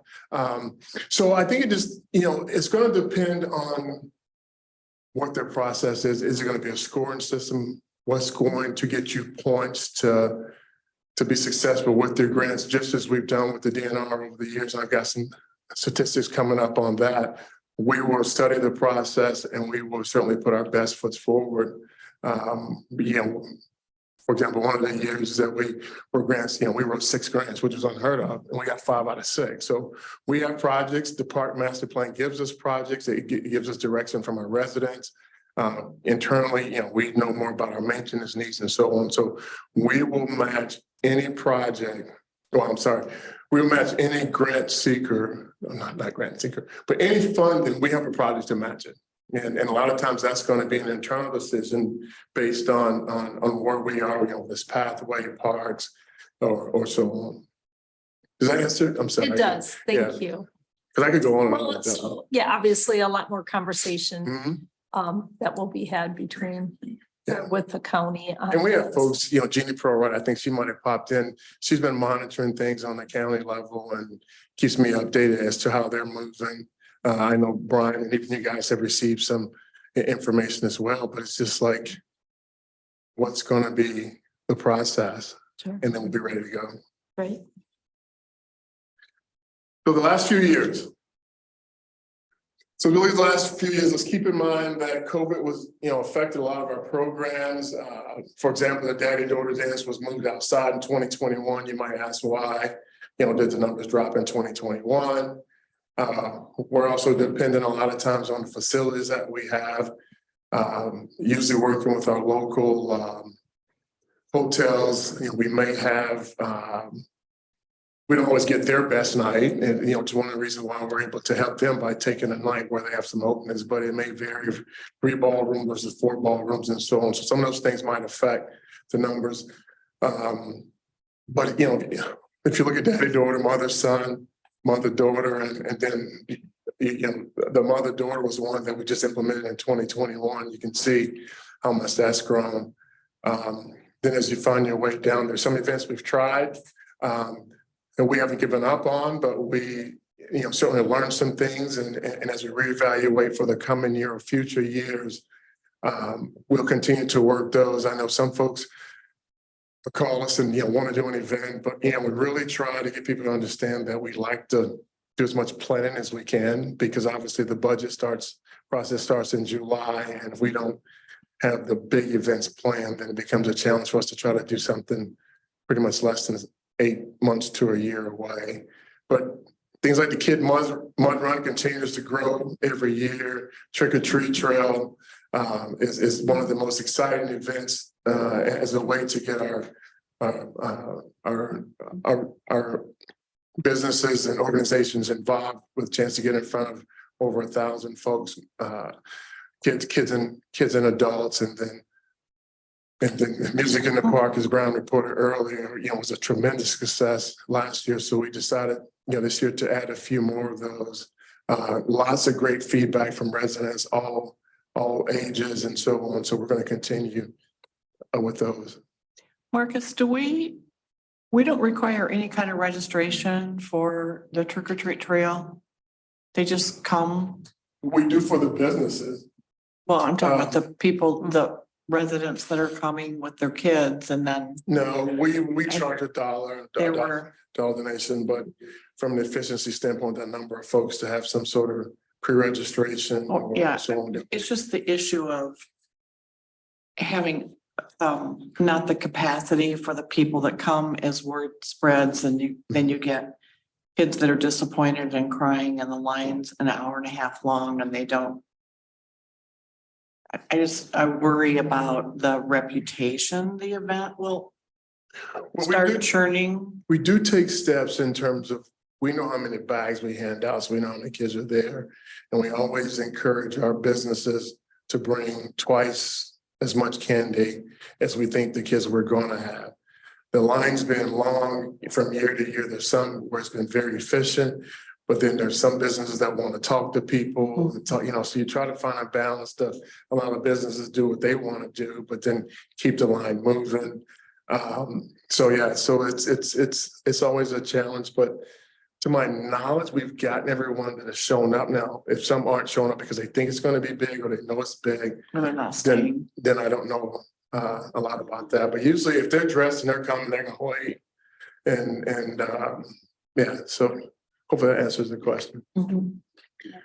All right, and then just some of our events or further programming here, you see the senior activities there on the right, and we still are very popular amongst our seniors in terms of a lot of those programs that are there. Anything from the lunches being served to trips offered, exercise classes. We continue to see a lot of participation, so we're always very excited about what we do over at the Enrichment Center.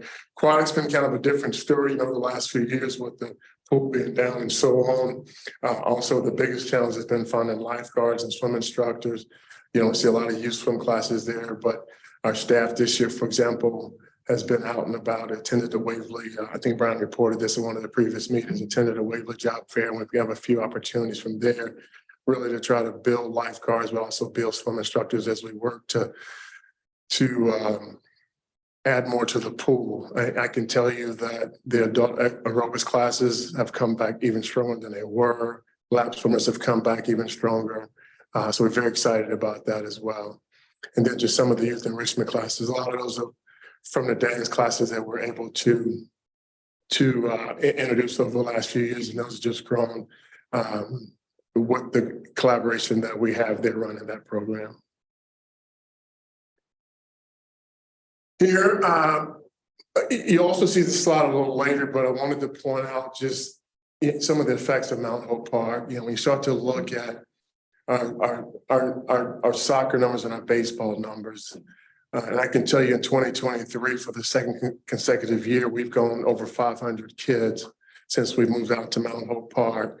Now, that's still considerably less than what used to be here before I came. Soccer was a big, but we have different challenges now in terms of opportunities for kids to go play other places. But we're very excited that we've grown that to over 500 kids for the last 2 years. Our baseball and T-ball numbers are growing by having Mount Hope, and those will continue to grow as well. And then you can just see some of the other basketball camps and tennis and golf that we still offer.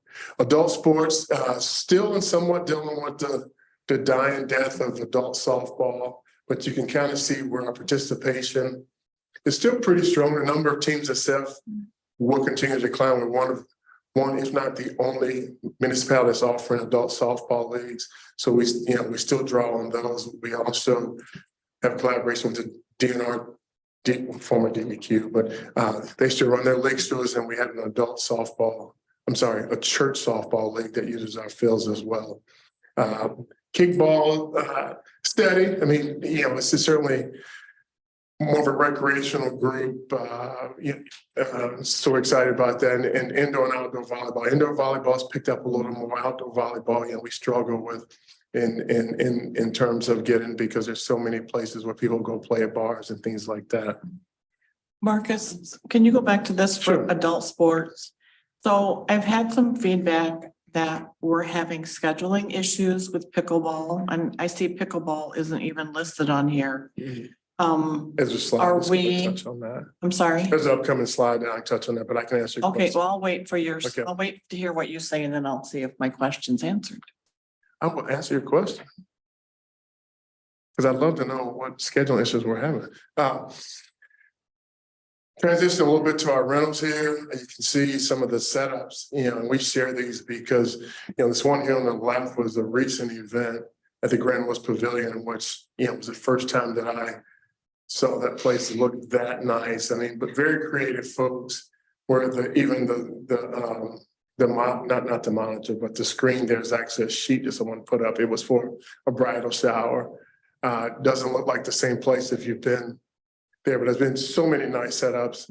And this one on the right is one I'm very familiar with. I set up every one of those tables. But They thank you. Yeah, just another way that we continue to hear from our residents the value of these locations that we have to offer. And then by upgrading the floors and things like that, we did raise the prices just a little bit this year to keep with the increasing cost, but no one's balked at that because of the ability to have such a place where you have your tables and chairs, you're indoors, you don't have to worry about a tent and so on. And you can see some of the revenue there. And you probably ask, wow, what did you guys do from 21 to 22? But that was the transition that you may be aware of the dance group that I mentioned earlier. They went from a collaboration to wanting to lease or rent from us. So we now count it as a rental. From a dollar perspective, there was no loss to us in terms of doing it that way. And kudos to Shannon, who's a dance instructor. She is now able to purchase her own building and able to move her dance studio to another location within the township. And that's great because we've done that with churches over the years. Churches will start with us until they're able to transition. And then, we'll continue to find other folks that we can collaborate with and hopefully help them as well. So we jump back into what's been going on in the last 10 years. And here I really wanted to touch on the growth within our parks, the grant writing and so on, because we have done so much in the last 10 years from a grant perspective.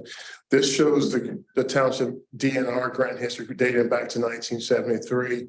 But if you focus on 2014, where, after a year of really studying the funding opportunities through the state in general, but more so the DNR, we were able to really go at a pace along with the support from the board to trust us with matching funds to help us really redevelop the parks. Now, I'll touch specifically on some of those projects in the past, but, so there were 8 grants from 73 to 2008. Since 2014, we've written 18 grants. We've written 26 grants and we've received 18 for 69% there. But those 8 we didn't get, we were able to double back and get 6 of those in previous years. So I'm going to say our record is 24 and 26. And the 2 that we have not given up on still remains the standalone shelter at Sharp, and then also the pathway from the community center getting down to Hunters. And we've taken some steps there in the past with getting that land acquisition to try to help us get down there. So we're going to continue to find ways to get that done. In 2018, we only submitted 1 grant. We did not get it. 2019, we submitted 6 and got 5 out of 6. And then we have not submitted any grants since 2020. So again, just another breakdown of those. This shows the fund from what we received the grant amount, the total project cost, and the township match.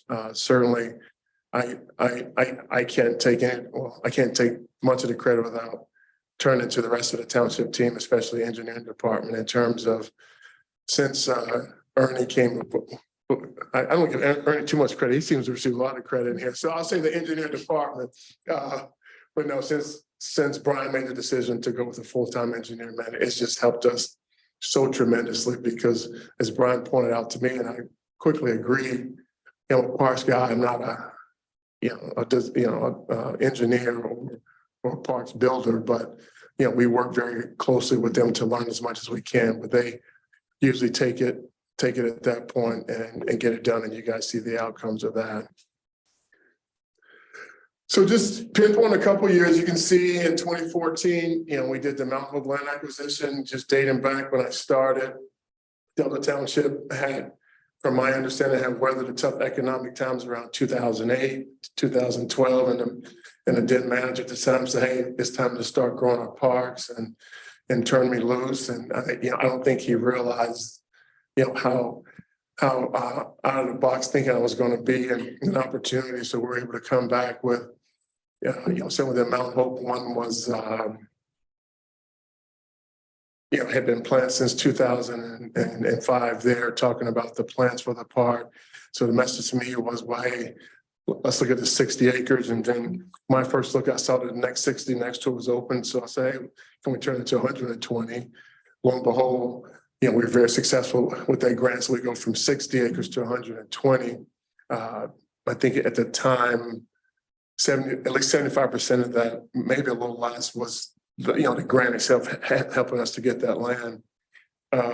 Marcus, Yes, sir. on that point, and the other previous slides, when we acquire property from the trust fund, then it's got a covenant, and you make mention of this correctly, that it has to remain park space in perpetuity. It is encumbered, yeah. And I had forgotten, but I don't remember if we've owned the land and we didn't use any trust fund money or land and water conservation fund. But we do an improvement, whether it's the boat launch on Grand River, whether we decide to make Players Club accessible to our residents. Is there an encumbrance when we have non-acquisition grants, but development grants on that property? It is encumbered. And you're basically saying that you will agree only to outdoor recreation, which there are some indoor facilities that can be considered part of the outdoor recreation. But if you receive a grant for the land, for example, here with the Mount Hope one, yes, we got the second 60, which would encumber it all. But when we started building after getting grants and putting it on that pathway, it encumbered it, but we were able to carve out an acre that we could put a building there if we wanted to. So you can request that a certain carve out. Now they're very they're very particular. They'll look at the size of the project, amount of money, and want to say you limit to this, because Land and Water Conservation Fund, as well as the trust fund, and the trust fund follows Land and Water in terms of, they want to encumber everything that they can. So that's a challenge. There was another that we were looking to do. We had the grant pretty much almost ready to go, and we were trying to work with them on not encumbering the entire township property that's owned for that pathway connecting to Old River. So even just to cut through this a little bit, they wanted to encumber the entire piece. So, we do work to try to find ways to not get encumbered, but anytime you receive any but it's a heavy lift, and I understand that. And so we always have to keep in the back of our mind, is it necessarily worth the grant, or matching at least 50-50 anyway? And the loss of being able to do anything with that property at all. And we do that. For example, we have an interest in acquiring a parcel next to our the property for our community center on the canal. So if we were to use a grant from the trust fund to acquire that property, then at least, I assume by association, the entire property is encumbered because it's being attached to the community center. So that particular one, I think it's safe to say that they would try to encumber it, but I think you can make the case if you're only doing it on the land that we've acquired. I think you're okay. I don't see them encumbering the community center per se, unless we start to run stuff through there, and then we can work on, because there's already an existing building. What can we keep out of the encumbrance, if you will? No, I understand that, but just one last comment, that if it was just limited to that acquired property, then we could never sell it. And if we decided to sell the community center because we wanted to build a new one somewhere else, we would always have to maintain that sliver of property in perpetuity. So it would almost be like a, a pocket park by itself. Right. Again, the property that we own that wasn't obtained through the DNR grant, which currently the community center is a perfect example. Right. If we're not touching any of that property with any grant money, then I'm pretty certain that's going to be safe. But the property just adjacent to that, to the north that we did Right. accompany if we go there. So we'd have to be a little strategic based on what we do and where we do it. And that's been some of the challenges I mentioned earlier with getting from that area down to Hawk Meadow, a property that we currently own, property that we've been able to write grants and get. And that complicates, and that's why I asked the hypothetical. That's fair. Yeah. So also during this time, was pickleball, the craze. Thank you again for redoing the courts. Some things that have happened since then. We have a new Delta Area Pickleball Association nonprofit that evolved through all the years of me getting beat up in meetings. But I'm very happy to say that this has been a phenomenal group. They are a nonprofit. They've raised funds. They have the shade structure going out in the storage shed. And to Mary's point about the scheduling, one of the things that we've learned along with East Lansing and Meridian is that you need an organization to do scheduling of your courts. We don't have the manpower to have them out there. And it's pretty much only during the busiest times, Monday through Saturdays, 8 a.m. to noon. So we have DAPA attended our Parks Commission meeting the other night and, received support from the commission to handle that scheduling part for us. Now really the schedule, if you look at the schedule, is you're going to see from 8 to noon, which is the busiest times, there's a system put in place that allows everyone to play. DAPA's whole approach to this whole thing is pickleball for everyone in Delta Township. So we're looking at ways, we're going to offer beginner lessons and things of that nature. Now, on the schedule from about 12 to 5, there's very little, if anything, planned. So it's going to be open. Then in the evenings, when it starts to get busy again, you're going to see a system in place that's going to allow everyone to play. But it's called the whiteboard system, where in the past they've used paddles. You come off, you put your paddle down, and then as you rotate your next step, now it's a whiteboard. And what the whiteboard allows is you put your name in the first available box, but we get a number of folks that only want to play together. Well, now you have to put your 4 names in the first 4 boxes down, that are available and so on. So it's very much open to any and everyone at all times. Okay, so I was socially somewhere and got corralled about DAPA is not Delta residents. DAPA board, which I'm a non-voting member, I participate with them from a township perspective. I think now maybe 5 of the 6 are Delta residents. Because they're saying that they're East Lansing and that they're coming in and controlling. Yeah. So I invited them to come Yeah. and state their piece, and they haven't. Yeah, So, have them call me, because that is so not true, just to be honest with you. thank you.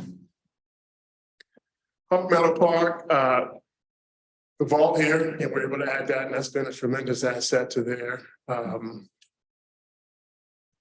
Again, keep in mind, we have no run in the water to Hawk Meadow Park, so this is a vault style one there. Jumping into 2016, you'll see again, Mount Hope was included, the canoe launch and the restroom building. This was a bigger restroom building, not the one we're currently working on. But just the grand opening happened in 2019.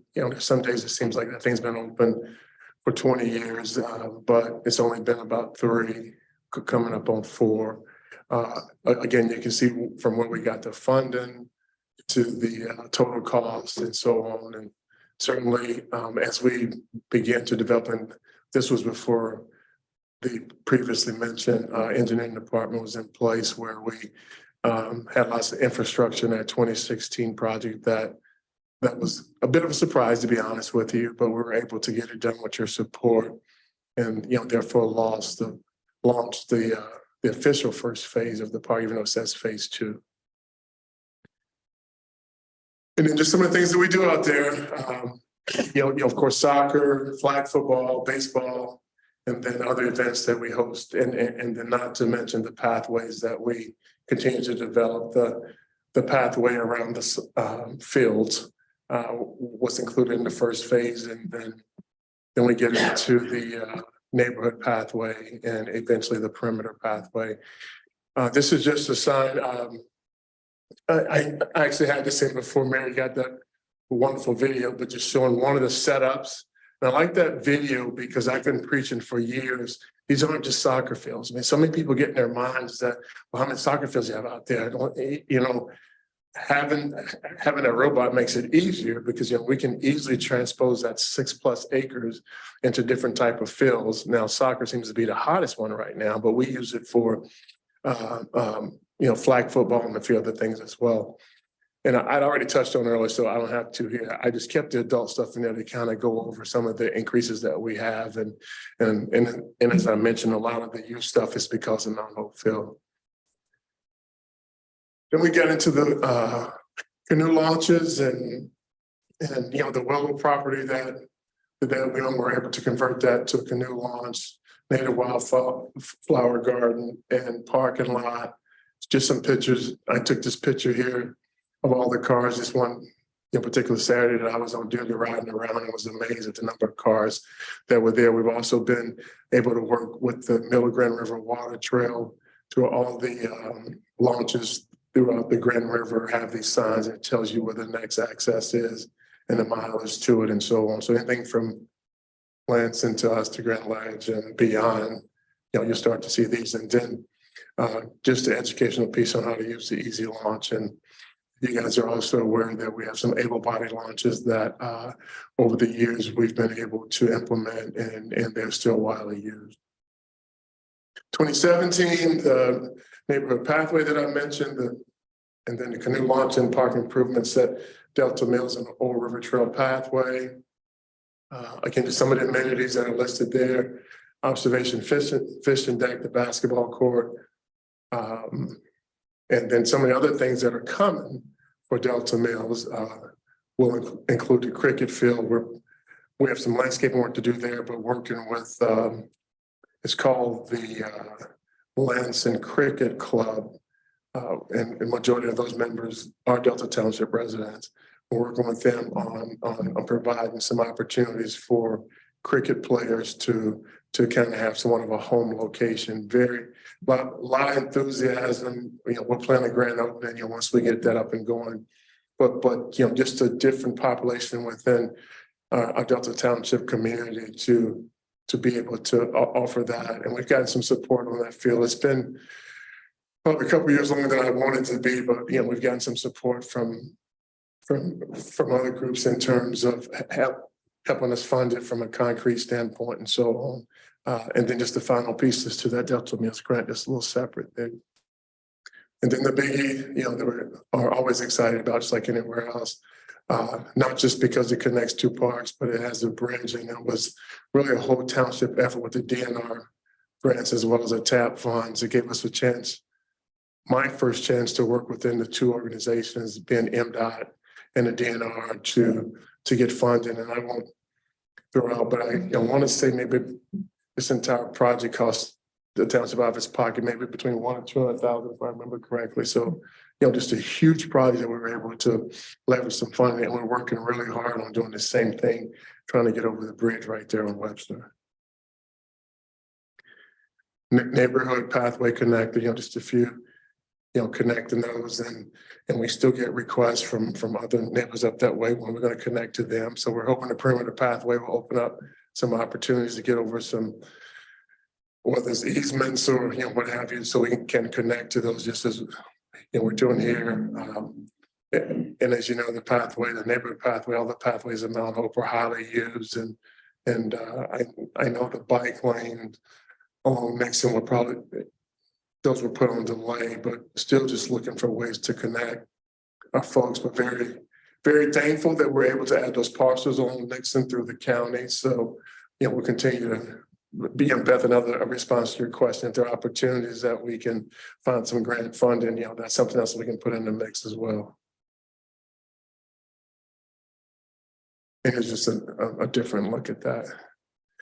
Then we get into the wonderful year of 2019 and the whole process with getting 5 out of 6 grants, being excited, ready to roll, and COVID hits. And just before COVID hit, the National Park Service had a huge delay in being able to get the funding out to us and so on. But these were the 5 grants. The one we did not get this year was the second shelter at Sharp Park. We're currently working on the 2 ball fields in the perimeter pathway, as you know, one with the playground restroom building that still has Hunters and Hawk in the mix there to get those final unpaved paths, and they're done. And of course, these are estimates, I think, based on, I don't know if I updated it with the latest for the 3 we're doing. No, I can tell I didn't, but yeah, so just to look at those, these are plans that our engineering department, put together. We submit to the DNR that kind of shows everything that's involved in the project, what we're proposing to do. And these end up becoming scope items for the grant that the DNR doubles back and says, well, you said you were going to do this. I need to get a picture of that one and so on. Usually there's a little bit of flexibility depending on what exactly the scope item is, but we usually develop our plan early and very fortunate to meet the April 1st deadlines. And you're aware of this, I think we added a little more pavement to this particular one in parking, so very thankful for that because this place receives a lot of use year round. Hawk Meadow, final loop there that's going to be paved. And this will be one that we'll also be thinking about as we work on the aforementioned grant of getting across the bridge down at Webster and getting along Delta River Drive. The perimeter pathway, very excited for this. Lots of excitement from residents to have one park that has a 3-mile loop. Of course, we'll get every phone call to do 5Ks. I know that's coming, but our residents are very excited about being able to go and go from there. And then the ball fields, as we mentioned, to finish that quad that we had so hoped for back in 2016. We'll be able to do that because I didn't touch on it a lot in this particular presentation, but we are still attracting. We haven't, the girls' fast pitch softball team has grown from 60 teams to 80 teams coming here in June. And, you're talking about getting the hotels and the restaurants that are going to benefit from that, but they're going to use pretty much all the Delta parks. And so we're very excited to add this. And this is one of the things, this is also going to help us on the program level as well, because as our numbers continue to grow, we're sometimes limited with how late you can start games for the kids and their families. We even a couple seasons we've done a T-ball field on the 6-acre field just so we could get games in and parents wouldn't have to try to battle the dark and so on. So it's certainly going to take care of us. It's going to help our economic development for our area as well. In 2020, you're well aware of these. We're fortunate enough to get those land acquisitions, have those taken care of, and then the biggie, Sharp Park. We have a draft of the Parks Master Plan here that some of the ideas for Sharp. Of course, everyone wants what they want. When it comes to public input from residents, and you'll see things like parking is probably the biggest thing that we need at Sharp, and then you see pickleball there, and the field renovations. The field at Sharp needs some work. Our guys have done a tremendous job annually of planting grass seed, leveling things off, and so on. But certainly annually there's a lot of maintenance that we do to maintain those fields. So it'd be nice to maybe address that from a bigger standpoint. And then, we'll have this particular area paved that's going to now allow full accessibility that connects the current shelter, which is going to be a new shelter and a new restroom building, down to where the old restroom building is. That's one of the areas that we have struggled with a little bit from accessibility standpoint for big events that we have at Sharp and so on. Marcus, am I misunderstanding? I thought there was talk about eliminating the amphitheater at one time. I think that's part of the the shelter renovation. Is it? Yeah, I mean, in terms of early talks, I mean, you know, until we hire a firm to start doing drawings and things like that, it's kind of hard to say exactly what it's going to be. Sure. But the actual grant that was written, scope items would be shelter, restroom building, paving. And I think those were pretty much it. But it would fall under the shelter, is what you're saying. Yeah, the demolition, Yeah. demolition, I should say, Okay. of the shelter. And just a couple quick photos from the land acquisition.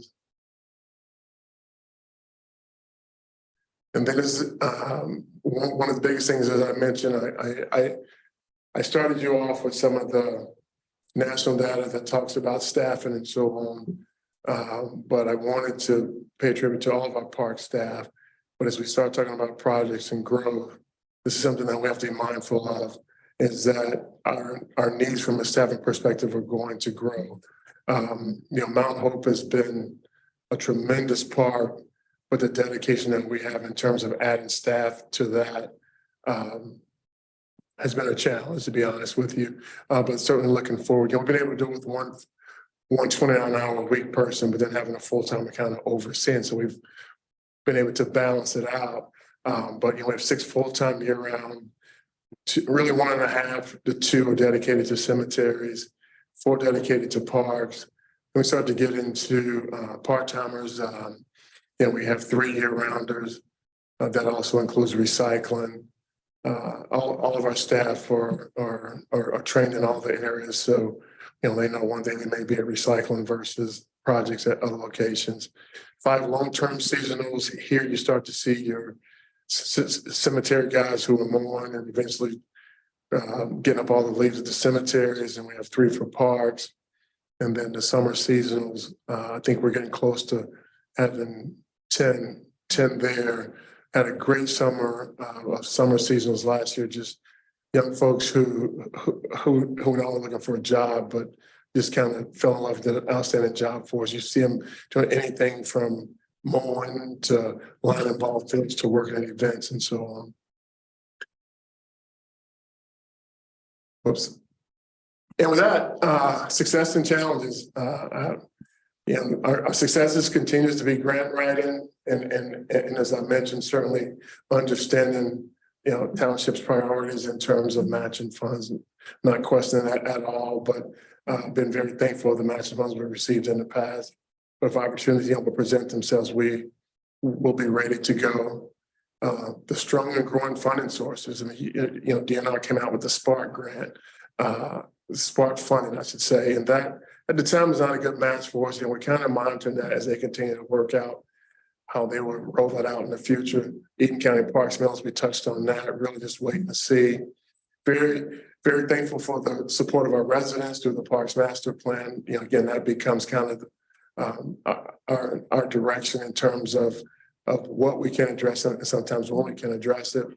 The continued growth on the west side, you know, is just, you know, tremendous. And I think by having now been established as having a park over there that's serving a lot of the needs of residents, families, kids over there has been great for us. We will continue to work on park and neighborhood connections to our parks, including non-motorized connections, and then some of the future challenges that we'll be facing, funding delays. Hopefully that won't continue like it was, because at the end of the day, had we been able to go, you know, before COVID, we probably could have gotten those projects done for a lot cheaper, but that's just, you know, as they say, it is what it is. But and then matching funds, you know, will we be able to match some of the opportunities that may be presented before us that require matching funds? Construction costs, I'd love to say those are going to come back down to where they were before. I don't think so, but you know, we kind of have to play that out as well. Certainly our increase in supply costs, you know, has been a challenge over the last couple of years. You know, maintaining what we have, be it new or old, you know, those costs have increased maintenance, as I mentioned, and then certainly the staffing challenge that I just finished with there. And other than that, just got pictures to show that I couldn't find anywhere else to put in the presentation, so I got 3 more slides. Any questions? Not a question, but I just want to say, I commend you, Marcus, for talking about staffing. I think that staffing is something that we need to be mindful of as the needs of the township are growing. We're seeing the needs for, fire and police, but we're also seeing our parks growing, our utilities growing, our need for engineering. And so I think staffing is something that, we need to keep an eye on and want as a board, hopefully to support our departments and make sure that you have the people that you need to get the work done Right. without overburdening everybody. Right. So thank you for Sure. including that. No, thank you for saying that because it reminded me. I did not, I should have shared how important our road crew is to us. And we went without them for 2 to 3 months. It really set us back and we're still playing catch up. So thank you and the board for supporting that program because that in some ways is equivalent to 3 to 4 full-time folks. But yeah, we will continue to monitor and certainly find ways to get it done because we just get to a point where like, for example, like with the cricket group, we're getting there, but some folks it's not fast enough. But no, thank you for that. Yes. Yeah, Marcus, along the lines of the challenges, I think every board member is aware the more engagement our residents have in activities and usage of our parks and green spaces, the staffing and maintenance of that, goes hand in hand. But with this focus group, the residents that participated in the survey and showed up, 600 some people. Was there any indication as just how open residents would be to dedicated millage for our parks and green spaces? I don't think we got into that in terms of questions and so on. I look at that and I look at how easily the millage for the county passed, knowing that the majority of those folks were Delta residents. I still question sometimes whether they thought they were voting for millage for Delta Township, but that's my own personal opinion. So I would say based on that, I would think there could be support. I don't know Well, I understand that these people have a vested interest, because they use it and all that, but it would have been an interesting question to pose to them on that, would give some indication and maybe what the pressure point was as to, how much that goes in hand in glove with, well, okay, if we would consider a dedicated millage for a certain period of time, what would it be used for? Would it just be for maintenance? Would it be for these very specific capital improvements? Those are the type of questions I think would be helpful to flush out with our residents that participate in these kind of surveys in the future. we can certainly look at adding that. I mean, again, from a fundraising millage standpoint, I would assume that could be a process we could do independent of the Parks Master Plan in some kind of way, if the board dictates that that's a route we wanted to go. Because, when we get in the Parks Master Plan is what everyone wants and expects. And not so much, how are you willing to pay? Are you willing to pay? And I don't know if that would affect what they would say, but I don't know. I mean, I just don't have any data to support. Yeah, that. and that's where those kind of questions get flushed out. So, I think that as we proceed in the future, those types of questions should be posed. But I will say through the Delta Area Pickleball Association, the process that we went through, they eventually formed into a group that recognized the need to support what we're doing in that nonprofit form. And so instead of now always asking for those shade structures, they're going out and reaching those residents who are part of that group and they're raising the money to get it done. So that was that would be an example I would throw at you that I think we can expect some support in terms of that, but we started in a way of having a nonprofit to reach out to those residents and raise. I mean, they raised the money for that, and it's like 16,000. And their next goal would be to continue. And I'm a part of that just to make sure they don't go trying to put pickleball courts in and everywhere, but Right. yeah. But there's strong advocacy groups, it Yes, sounds like. yes, Yeah. yes. Other questions? So now, thank you, Marcus, for Sure. a very thorough report. Thank you. Any final board comments? None? Any final public comment this evening? Seeing none, seeing no further business before us, we are adjourned.